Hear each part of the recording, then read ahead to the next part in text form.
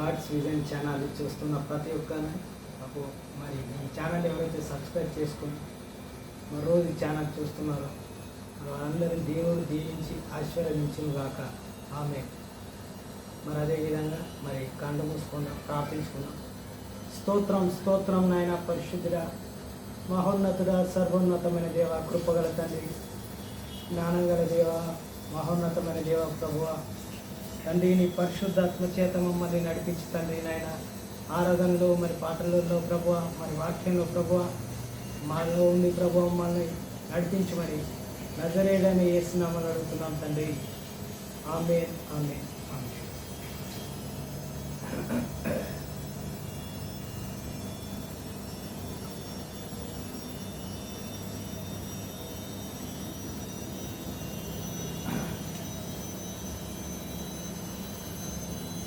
స్థిరపరుచువాడవు, బలపరచువాడవు, పడిపోయిన చోటే నిలబెట్టువాడవు, గణపరచువాడవు, హెచ్చించువాడవు, మా పక్షముగా నిలిచి జయమిచ్చువాడవు. ఏమైనా చేయగలవు, కథ మొత్తం మార్చగలవు. ఏమైనా చేయగలవు, కథ మొత్తం మార్చగలవు.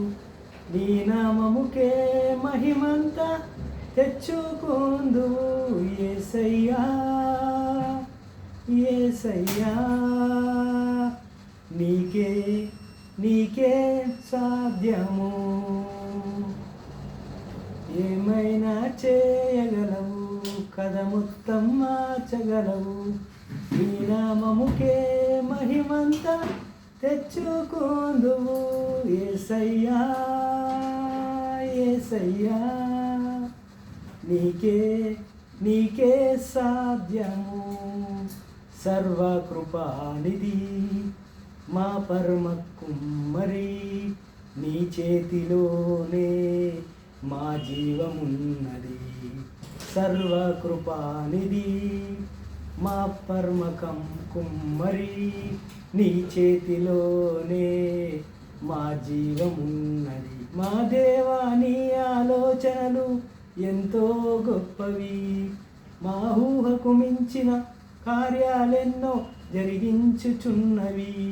మా దేవా, నీలో ఆలోచనలు ఎంతో గొప్పవి. మా ఊహకు మించిన కార్యాలెన్నో జరిగించుచున్నవి. ఏమైనా చేయగలవు, కథ మొత్తం మార్చగలవు. ఏమైనా చేయగలవు, కథ మొత్తం మార్చగలవు. నీ నామముకే నీ నామముకే మహిమంతా తెచ్చుకుందువు యేసయ్యా, యేసయ్యా. నీకే నీకే సాధ్యము. నీ జ్ఞానము లేనిదే ఏదైనా జరుగునా. నీ కంచె దాటి శత్రువుకు సాధ్యమా. నీ ఆజ్ఞ లేనిదే ఏదైనా జరుగునా. నీ కంచె దాటగా శత్రువుకి సాధ్యమా. మా దేవా, నీవే మా తోడుంటే అంతే చాలులే. అపవాది తల వంచిన కీడులన్నీ మేలైపోవునే. మా దేవా, నీవే మా తోడుంటే అంతే చాలునే. అపవాది తల వంచిన కీడులన్నీ మేలైపోవునే. ఏమైనా చేయగలవు, ఏమైనా చేయగలవు. నీ నామముకే మహిమంతా తెచ్చుకుందువు యేసయ్యా, యేసయ్యా. నీకే నీకే సాధ్యము.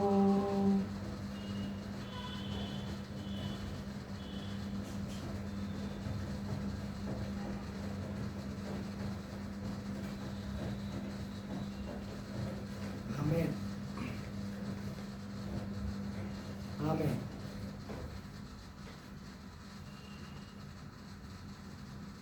మహిమ ఘనత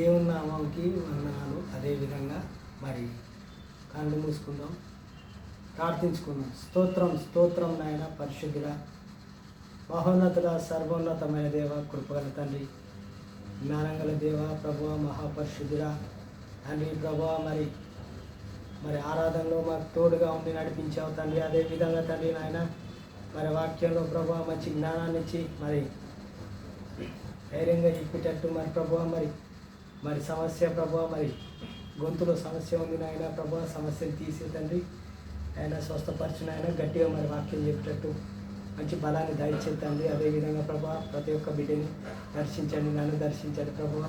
మరి వాక్యంలోకి వెళ్తున్నాం తండ్రి ప్రభువ, వాక్యం ద్వారా మాతో మాట్లాడమని నజరేయుడైన యేసు నామములో అడుగుతున్నాం తండ్రి.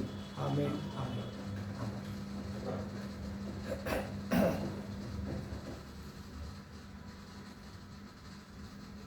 వాక్యానికి ముందు కొన్ని విషయాలు మనం మాట్లాడుకుంటాం. మరి మనకు ఏదైనా వ్యాధి వచ్చినా కానీ మరి బాధ కలిగినా కానీ ఫస్ట్ సంఘ పెద్దని మనము ఇంటికి పిలిపించుకొని ప్రార్థన చేయించుకోవాలి. మరి ప్రార్థన చేయించుకుంటే దేవుడు సంఘ పెద్ద ప్రార్థన విని మన ప్రార్థన విని దేవుడు తొందరగా సమస్యల్ని తీరుస్తాడు. అంటే తొందరగా దేవుడు మన సమస్యను సాల్వ్ చేస్తుంది. మరి యాకోబు అధ్యాయంలో చూసుకుంటే మరి యాకోబు అధ్యాయము 4వ అధ్యాయంలో 5వ అధ్యాయంలో చూసుకుంటే యాకోబు 5వ అధ్యాయంలో మరి 13 నుంచి మనం చదువుకుందాం, మరి అధ్యయనించుకుందాం మరి ఏం జరిగింది.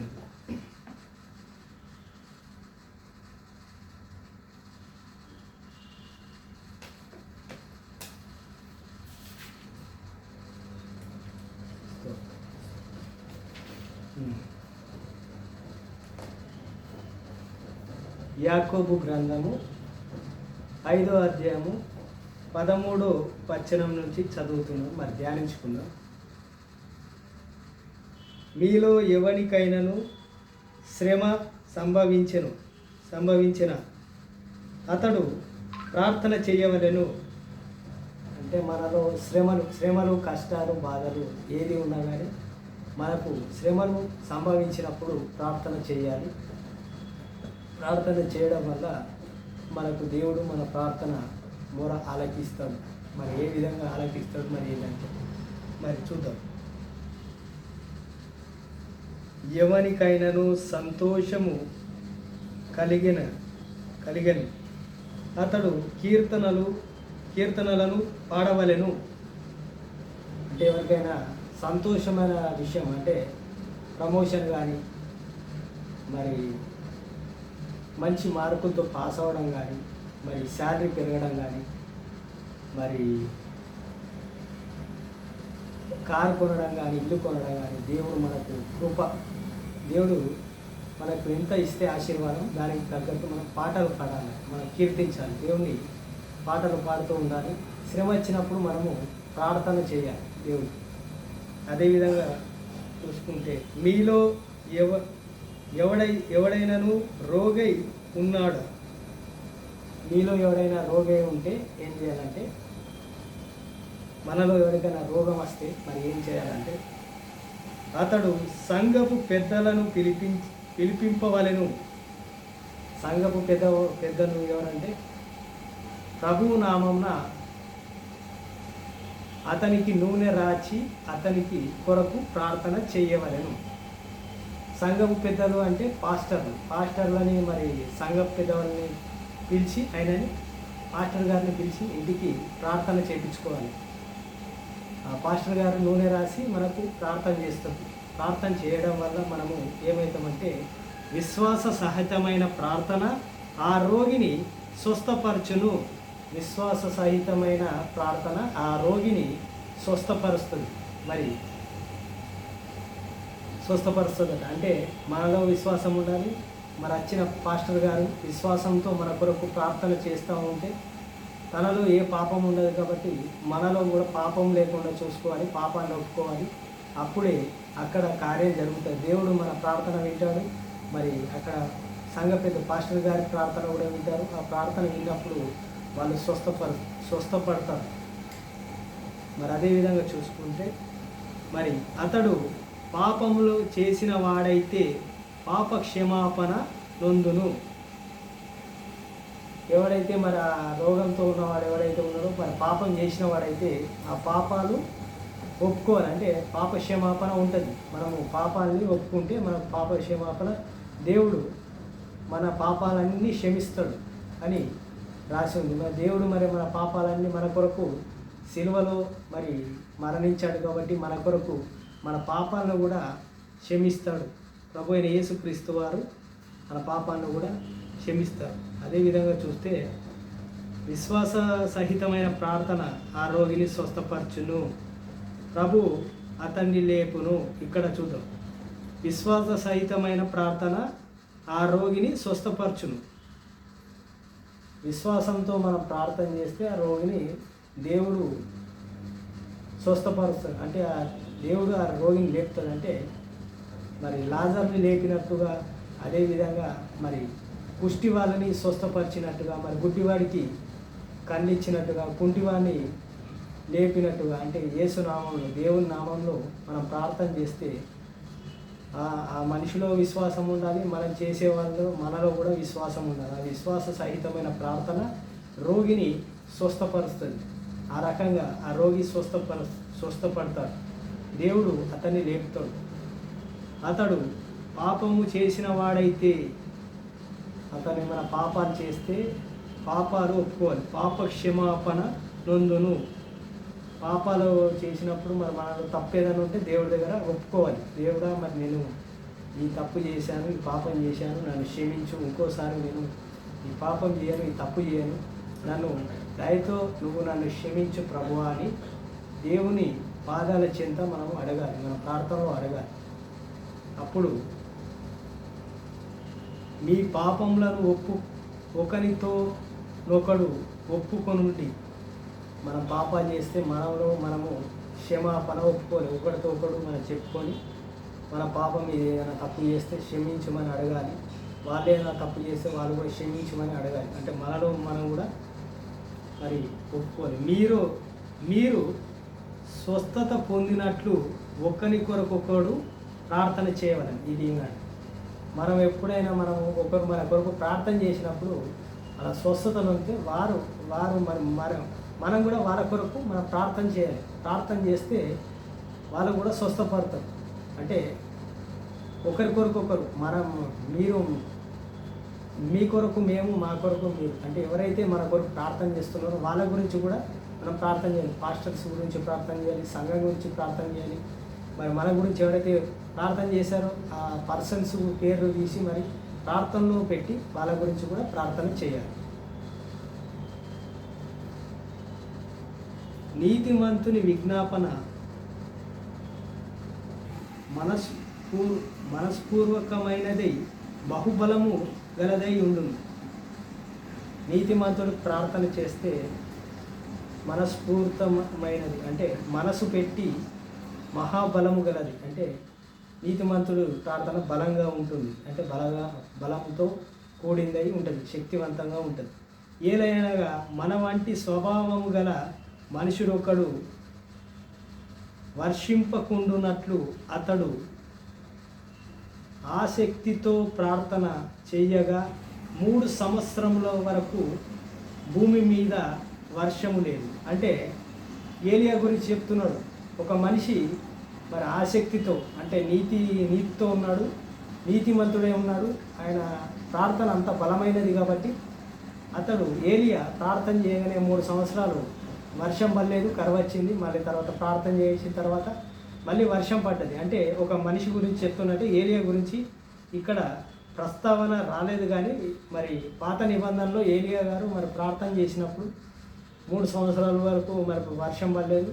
మళ్ళీ ప్రార్థన చేసినప్పుడు మళ్ళీ వర్షము పడి మళ్ళీ అక్కడ ఫలం ఇచ్చింది. అతడు మరలా ప్రార్థన చెయ్యగా ఆకాశము వర్షించెను, భూమి తన ఫలమిచ్చెను. అతను మళ్ళీ ప్రార్థన చేయగానే ఆకాశము వర్షం ఇచ్చింది, భూమి ఫలం ఇచ్చింది. అంటే ఆయన ప్రార్థన దేవుడు విన్నాడు. 3 సంవత్సరాలు వర్షము లేదు, మళ్ళీ 3 సంవత్సరాలు ఆయన ప్రార్థన చేయగానే మళ్ళీ వర్షం పడ్డది. వర్షం పడ్డ తర్వాత భూమి, ఆకాశమేమో వర్షం ఇచ్చింది, భూమి ఏమో ఫలం ఇచ్చింది. అంటే దేవుడు కార్యం చేశాడు. నా సహోదరులారా మీలో ఎవడైనను సత్యము నుండి తొలగిపోయినప్పుడు మరియు ఎక్కడను అతన్ని సత్యమునకు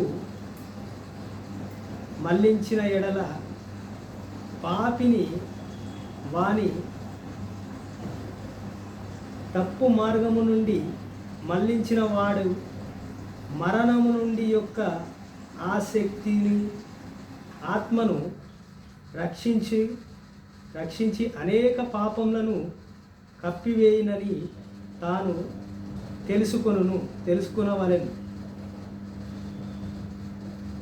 ఎవడైతే మరి దారి తప్పుతాడో, ఎవరైతే మనలో మళ్ళీ లోకంలో కలిసిపోదామనే వాళ్ళకు మళ్ళీ మనము చెప్పి మరి దేవుడి గురించి మరి దేవుళ్ళలోకి తీసుకొస్తే వాళ్ళు నరకంలోకి వెళ్ళకుండా మళ్ళీ సజైన మార్గంలోకి మళ్ళీ దేవుడు రక్షణలోకి వస్తారు. ప్రతి ఒక్కరూ రక్షింపబడాలని చెప్తా ఉన్నారు. అంటే ఆ మనిషి పాపి నుంచి అంటే ఆ పాపాలు కూడా కప్పబడతాయి. మనం మళ్ళీ క్షమాపణ ఇచ్చి మళ్ళీ ఆ మనిషిని దేవుళ్ళలోకి రప్పించాలి. అంటే దారిని మళ్ళించదు. తప్పుడు దారిలో వెళ్ళిన వాడిని మళ్ళీ సజావ దారిలోకి తీసుకొచ్చి దేవుళ్ళలోకి తీసుకొస్తే వాడు మళ్ళీ ఆ పాపాలు చేసినా కానీ వాడు పాపాలన్నీ కప్పింపబడతాయి. అంటే వాడి పాప క్షమాపణ ఉంటుంది, వాడు దేవుళ్ళలోకి వస్తాడు. అంటే ఇక్కడ ఏం చెప్తుందంటే ప్రభు అయిన యేసుక్రీస్తు వారి గురించి కూడా చెప్తా ఉన్నాడు. అంటే ఆత్మను అంటే దేవుడు మనము ఎవరినో మనము రక్షించడం కాదు, దేవుడు మనల్ని రక్షిస్తాడు. మన పాపాలని క్షమించే ప్రభువు యేసుక్రీస్తు వారు కాబట్టి యేసు ప్రభు గురించి చెప్తా ఉన్నాడు. ప్రభువులోకి ఎవరైతే దారి మళ్ళీ లోకంలో పడుతున్నారో వాళ్ళందరినీ మళ్ళీ మనము తీసుకురావాలి. మనము సువార్త చేసి దేవుని ప్రేమని మళ్ళీ తెలిపి మన సంఘంలోంచి వెళ్ళిపోయిన వాళ్ళందరినీ మళ్ళీ సంఘంలోకి రప్పించాలి. అంటే దేవుళ్ళు ఉంచాలి. ఆ పని మనం చేస్తే దేవుడు వాడు ఎవడైతే దారి మళ్ళాడో ఆ దారి మళ్ళకుండా దేవుళ్ళో ఉంటే వాడు రక్షింపబడతాడు, వాడు నరకానికి వెళ్ళకుండా ఉంటాడని మరి ఈ వాక్యం ద్వారా చెప్పబడుతుంది. అంటే మరి ఎవరైతే రోగిగా ఉన్నారో మరి వాళ్ళందరూ మరి పాస్టర్ గారికి చెప్పాలి, మరి సంఘ పెద్దలకు ఎవరైతే చెప్పాలి అక్కడ చెప్పి మనం ప్రార్థన చేయించుకొని మన సంఘ పెద్దలు ఇంటికి వచ్చి మనకు నూనె రాసి ప్రార్థన చేస్తారు. ఆ రకంగా దేవుడు నీలో విశ్వాసం ఉండాలి, అదేవిధంగా సంఘ పెద్దలు ఎట్లయినా విశ్వాసం ఉంటుంది. మనలో పాపం లేదంటే పాప క్షమాపణ దేవుడి దగ్గర ఒప్పుకోవాలి. ఆ రకంగా దేవుడు మన పాపాలని వాళ్ళ పాపాన్ని అంటే మన పాపాన్ని మన విశ్వాసాన్ని చూస్తాడు దేవుడు. అదేవిధంగా మన ప్రార్థన వింటాడు. విశ్వాస సహితమైన ప్రార్థన రోగిని స్వస్థపరుస్తుంది. అంటే మనము ప్రతి ఒక్కరి గురించి కూడా ప్రార్థన చేయాలి. ఒకరి గురించి కూడా మనం వేరే వాళ్ళ గురించి మనం ప్రార్థన చేస్తే మనకు కూడా దేవుడు మన ప్రార్థన వింటాడు, మనల్ని స్వస్థపరుస్తాడు. ఆ రకంగా మన సమస్యలు కూడా దేవుడు తీరుస్తాడు. ఏ సమస్య ఉన్నా కానీ వాళ్ళ సమస్య గురించి మనం ప్రార్థన చేస్తే మన సమస్యలన్నీ దేవుడు తీరుస్తాడు. ఆ రకంగా దేవుడు మనందరినీ దీవించి ఆశీర్వదించును గాక. మరి కళ్ళు మూసుకొని ప్రార్థించుకొని ముగించుకున్నాం. స్తోత్రం నాయన, పరిశుద్ధుడా, మహోన్నతుడా, సర్వోన్నతమైన దేవ, కృపగల తండ్రి, జ్ఞానగల దేవ తండ్రి, పరిశుద్ధాత్మ దేవ తండ్రి. మరి ఈరోజు ప్రభా మరి రోగి గురించి చెప్పావు తండ్రి. ప్రభా మరి ఒకరి గురించి మరి ప్రార్థించుకోవాలి. ప్రతి ఒక్క సమస్యలు ఉన్న ఎవరి గురించి కూడా మనం అందరి గురించి ప్రార్థన చేయమని నజరేయుడైన యేసు నామములో అడుగుతున్నాం తండ్రి. ఆమేన్. మీ అందరికీ వందనాలు.